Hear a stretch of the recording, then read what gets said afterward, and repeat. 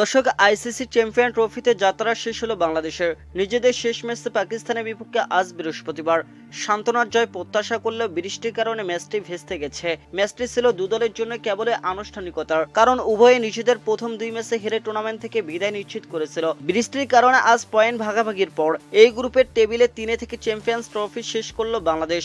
Point টেবিলে একেবারে তলানিতে অবস্থান করছে স্বাগতিক পাকিস্তান। 3 ম্যাচ শেষে সমান 1 পয়েন্ট পেলেও নেট রান রেটে এগিয়ে নাজমুল হোসেন শান্তর দল। আবার 2 ম্যাচের সমান 4 পয়েন্ট করে পাওয়া নিউজিল্যান্ড ও ভারত যথাক্রমে নেট রান রেটের হিসেবে শীর্ষ 2-এ রয়েছে। বাংলাদেশ পাকিস্তানের যাত্রা শেষ হওয়ার পর চ্যাম্পিয়ন্স ট্রফি থেকে তাদের কে কত টাকা আয় করলো সেই হিসাব স্বাভাবিকভাবেই সামনে এসে যায়। দর্শক, আইসিসি এই মেগা আসরের জন্য মোট প্রাইজ মানি বরাদ্দ করা হয়েছে $6.9 মিলিয়ন, যা বাংলাদেশি মুদ্রায় প্রায় 84 কোটি টাকা। এর আগে টুর্নামেন্টটিতে অংশ নিতে দেশ ছাড়ার আগে চ্যাম্পিয়ন হওয়ার স্বপ্নের কথা জানিয়েছিলেন বাংলাদেশের অধিনায়ক নাজমুল হোসেন শান্ত। সেই স্বপ্ন পূরণ করতে পারা চ্যাম্পিয়ন্স দল সব মিলে 30 কোটি টাকা জেতার সুযোগ রয়েছে। শান্তর কথার সঙ্গে মিলিয়ে যা বাংলাদেশে পেতে পারত বলে প্রায় অসম্ভব হিসাব নিকাশও করা হচ্ছিল। তবে গত আসরে সেমিফাইনাল খেলার টাইগাররা এবার কোনো ম্যাচেই জিততে পারেনি, তবুও পাচ্ছে 3 থেকে 5 কোটি টাকার মতো। এবার চ্যাম্পিয়ন্স ট্রফিতে অংশগ্রহণের জন্য রয়েছে আর্থিক পুরস্কারও। প্রতিটি দল টুর্নামেন্টে অংশগ্রহণের জন্য পাবে $1,25,000, যা প্রায় $1,51,03,000 টাকা করে। এর সঙ্গে যুক্ত হবে গ্রুপ পর্বে প্রতিটি ম্যাচ জয়ের আলাদা অর্থ।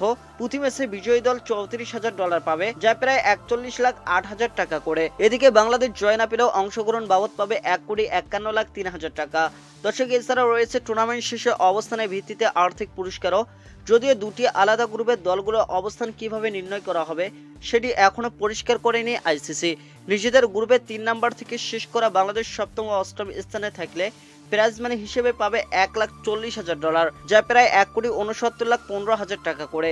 একইভাবে পঞ্চম ও ষষ্ঠ দল প্রাইজ মানি হিসেবে পাবে $3,50,000, যা প্রায় $4,22,88,000 টাকা। এবং সেমিফাইনাল থেকে বিদায় নেওয়া তৃতীয় ও চতুর্থ স্থানধারী দল পাবে সমান $5,60,000, যা প্রায় $6,76,61,000 টাকা করে।